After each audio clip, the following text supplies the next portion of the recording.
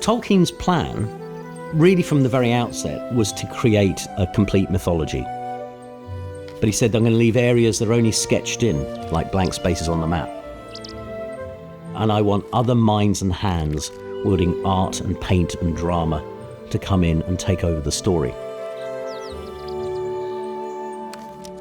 The heart of the game is love, fellowship, the love of the Shire, the love of community, the love of good food, good tilled earth, and the desire to protect and enjoy nature. You're coming into Bywater as a new hobbit and trying to find your place within that group, but also you're exploring what it means to be part of a beautiful landscape and making that your new home. We're making a little pocket where that kind of life is preserved and anyone can come and experience that. It's the kind of life that makes Middle-earth worth saving.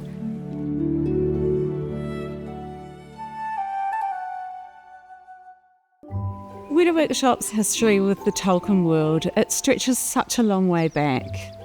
Those early days working on Lord of the Rings, 7 years, living and breathing in Middle-earth, it's such a long journey. Something like Tales of the Shire is really big for us. It's taken multiple years, it's taken a lot of people, and we don't want to fall short of the expectation we have on ourselves, so therefore hopefully won't fall short on the expectations of our players. As a game studio, it's incredibly unique and this incredible privilege to be able to literally walk 150 metres down the road into an actual armoury and talking to master craftspeople, swordsmiths about what was the forge situation in 19th century England and, you know, what kind of alloys would they have been using that's so special and unique to us.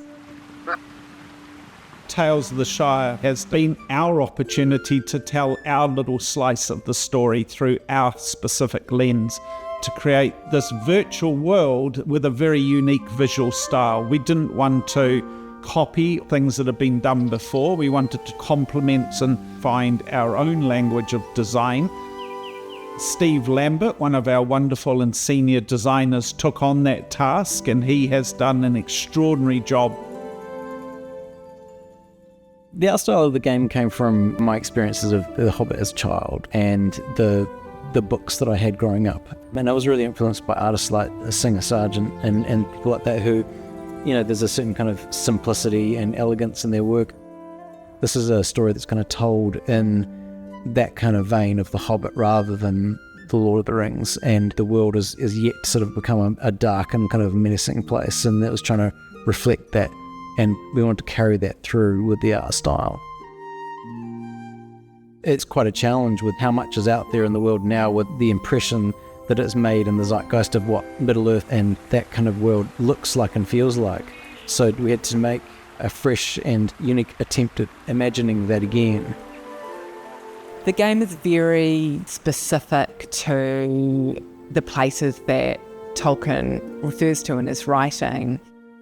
The trees are all trees that you would find in the UK, and the shape of the landscape with those beautiful rolling hills.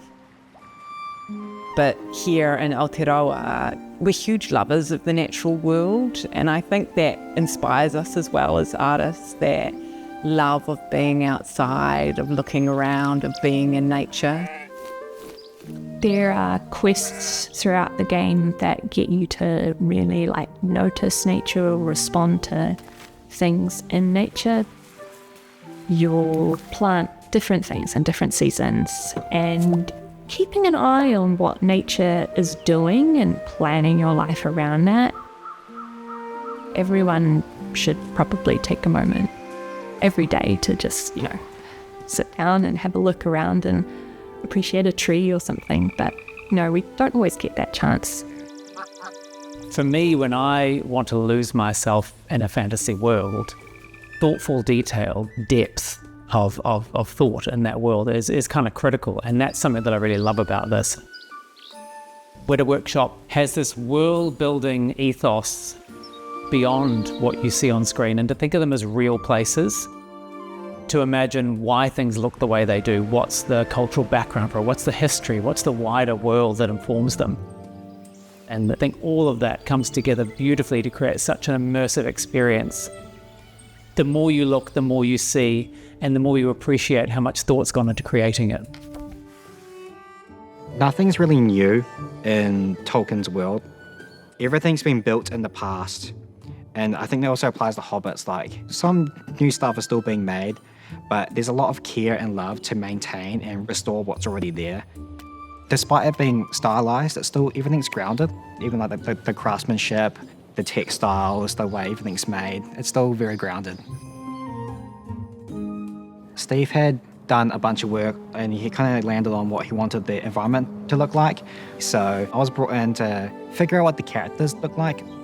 And I essentially just drew what my dream game would be. I drew this, what I felt cool, what I felt cute, what I felt cozy. I'm drawing in my own art style, so it's really comfortable. And luckily Steve loves my stuff. So it was very easy just to keep the ball rolling.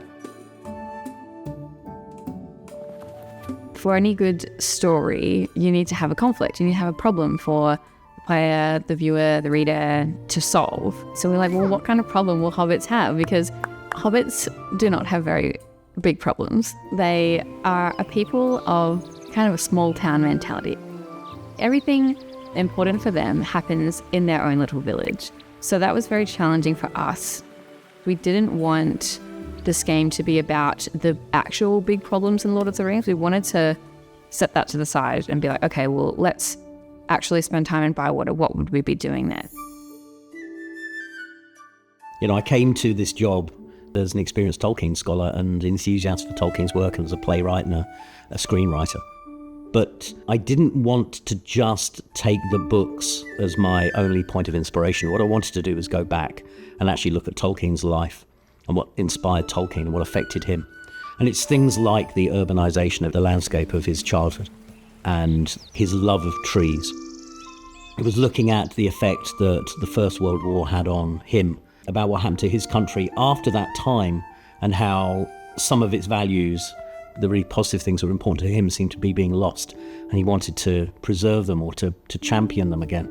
So I was taking all those ideas and then using that as my point of inspiration. Tales of the Shire is set in Bywater, not in Hobbiton, but Bywater is effectively part of Hobbiton. And I struggled for a bit to work out what to call it because, you know, I need to write things down. And is it a village? So it's not really a village, it's kind of just part of Hobbiton, right? And then I realised I had my story. People like Farmer Cotton, who are fiercely proud of Bywater, want Bywater to be a village. But people like Sandyman the Miller, because he's an antagonistic character, he wants it to be part of Hobbiton because it's Hobbiton Mill and he sells his flour from Hobbiton Mill. And that is our story. Some of our characters are canonical. Farmer Cotton, Sandyman the Miller, Old Noakes, Rosie Cotton, young Tom Cotton. These are characters that are in the books. So they're part of the world. So it was then taking, okay, what do we have of them, and then developing it further. As you talk to more of the characters, you get to know them better. You eat with them and give them the food they like and your relationship improves.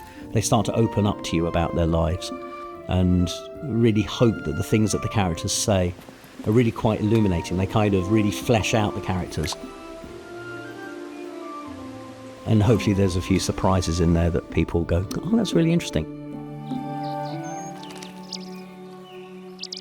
We're really inspired by that sort of nostalgic sense of what the Hobbits were, a people and a place that is all about the natural world, and to try and give that sense of delight and comfort and home to our player. All the things that are good and wholesome and wonderful and make you feel positive about Middle-earth, they're all the values that J.R.R. Tolkien was espousing when he came up with this world. They're what's at stake when you go on these mighty quests and all that kind of stuff. But at the heart of the Tales of the Shire, it's about community and about connection and about appreciating the world around you. I hope that you see and you can feel the heart and the soul that has gone into the game. We're such huge Tolkien fans that we really wanted to create something that was so true to that and that would feel really authentic. It's exciting to be at this point, thinking that we're putting a piece of Middle-earth out into the world, seen through a Weta Workshop lens, and hopefully will be embraced warmly by the people that choose to play it.